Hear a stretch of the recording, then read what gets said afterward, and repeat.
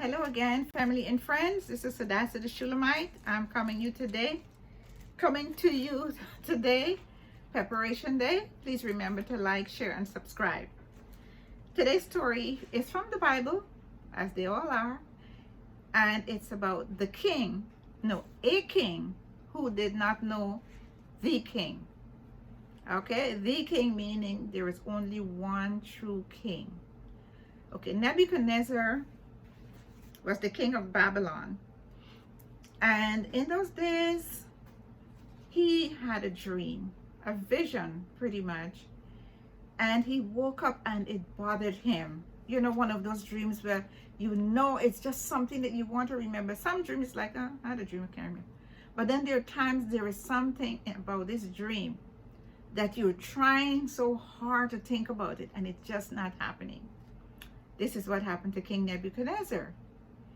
And he sent for, after it troubled him and he couldn't remember, he sent for his people, his astrologers and the astronomers and the soothsayers and all these people he sent for, hoping that they would, because they're the ones who really would give him directions as to when and where, what time to do certain things, the time of the stars. And remember the story about the three wise men, they follow the stars, and so he could not.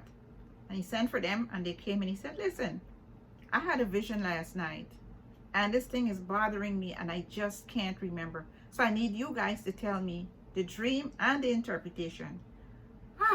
I can imagine. They all gasped in unison because, this is the king. And back in those days, you don't do what the king say here. There's only one decree for you most of the time. So they said, tell us the dream, king, and we will interpret the dream for you. Not understanding that this dream was from God, and God does not use any and everybody to interpret his words, okay? You got a vision, that's okay. Something to see, but to interpret it and to get the meaning of it. So they insisted, they said, there's no king, nowhere in the world where such a thing is done. How can we know? I can imagine the argument they put up. How can we tell you something that you dreamt about? It was your vision. How can we do that? There's nowhere does that happen. He said, listen, I'm warning you. You better tell me the dream and the interpretation. If not, there's only one decree for you. Okay? So they was like, the only way this dream can be interpreted, it has to come from God, whose dwelling is not among men. Because remember that those people, their gods were built. The Dagon and the Zeus and all these other names I can't think about. But they were built up in groves and they had them there and they went there and they bowed before them. Remember the story about Elijah I told you, and they went up there and they were beating themselves and calling upon the God, and the God did not answer. So these were the gods that they worshipped. And they admitted that only the gods whose dwelling is not among men. We know that God's spirit is here, but his physical dwelling is not among men. And they said, well, that's it. We can't help you. So they knew that their fate, their days were numbered. And right away, the king sent out Arioch. You go and you could gather all the wise men, the so-called wise men of Babylon, and you take care of that. So of course it started, the king sent out the order because he was the leader of the world, the ruler of the world. And they got to Daniel and his fellows, Ananiah, Azariah, and Mishael, better known as Shadrach, Meshach, and Abednego. Shadrach, Meshach, and Abednego were the names given to them by the Babylonians. You know how it is. Remember Kunta Kinte, when he came to this country, and he said, they asked him, what's your name? Kunta Kinte. Your name is Toby. And that's what they did with Daniel. His name was changed also from Daniel to Belteshazzar. But we're going to call them Daniel. We're going to call them Shadrach and Meshach and Abednego because it's the name that is more, popular. Most people know those names. Anyway, so they When they got to Daniel, Daniel said, why is the king's order so hasty? In other words, this thing, sometimes you need to think about it or whatever. And he said, listen, I'm going to go to the king and talk to him. So Daniel went to Nebuchadnezzar and he said, I guess with the formalities, he said, give me some time and I will tell you. Now, he didn't say I may or perhaps. He said, I will tell you the dream and the interpretation. Daniel went home and he told his friends, the 3 friends that I mentioned, and they prayed about it, and he asked God to show him. And sure enough, the king gave him that dream that night, the vision, the whole thing. And Daniel woke up and he started praising God. Oh, he was praising God and giving him thanks. How he'd answered his prayers. And I guess Shadrach, Meshach, and Abednego with him. I guess they had worship that morning. And so they went before the king. And they saluted him. Because even though they were Jews, they gave respect as far as they could. They didn't worship him, but they respected him, and they gave him that respect and that honor as their king. And Daniel said, "Oh, king, live forever." He said, the thoughts in your head, on your bed, were these. You were thinking, what shall happen in the days to come? I guess by then, the King Nebuchadnezzar's ears perked up, like dogs, how the ears perk up when they see something. Like, how did he know that?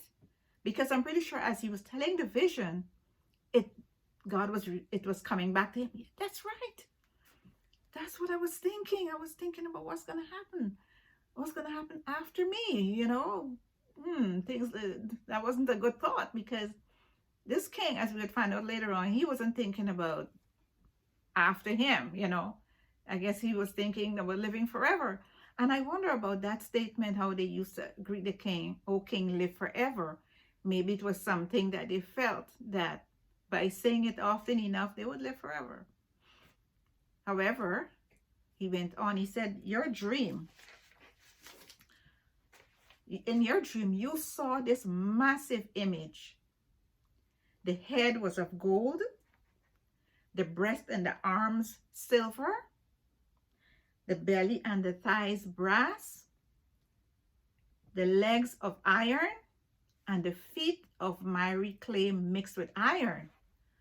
And the image was terrible. This big image, I forgot how many feet tall it was, but it was huge in the dream. And I'm going to give you the interpretation. Now, the interpretation is that God has given you power over all this land, the world, pretty much. Who you want to promote, who you want to demote, who you want to do whatever, you have that. You are that head of gold. You are that head of gold. And I guess that made him feel really, really good, because, the first part of this image represented him. And he said, your leadership, is magnificent, so to speak. And God has given you this power. Everything that we have, whoever we are, whatever we hope to be, we owe it all to God. This story will continue. I will continue this story about the rest of it. But what I would tell you, that this vision that Daniel had, it's pertinent to our life from that time until now, until the second coming of Christ. And I will give you another story, a continuation, part 2 of this story, to let you understand where we are now. You had the head, the arms, and the legs. You had the belly and the thighs. And each of those portions of the statue represented a kingdom. And this I will tell you, that the toes and the feet mixed with miry clay, according to the prophecies of Daniel and the Revelation, that's where we are now. We are in the last kingdom. Okay? So whatever we have to do to get ready for the king, this is the time. No time to lose, because Jesus is coming. He's coming. Read your Bible. Pray. Ask God for direction and guidance. That's what I've been trying to do as much as I possibly can. Pray for me. I'm going to pray for you listeners out there, because we need each other. We need strength, because before Christ comes, we think that things are bad. And I'm not being a pessimist. I'm being a Bible believer, that things are going to get worse. So in order to prepare for those times, pray for me and I will pray for you. We need the strength to survive, because physical strength is not going to do it. Finances is not going to do it. All of that stuff that we can see will not do it, because things that are seen are temporal. The things that are not seen are eternal. And that is what is going to keep us. Okay? So read your Bible, pray every day. And like I said, Jesus is coming, and he's coming soon. God bless you. Part 2 coming up.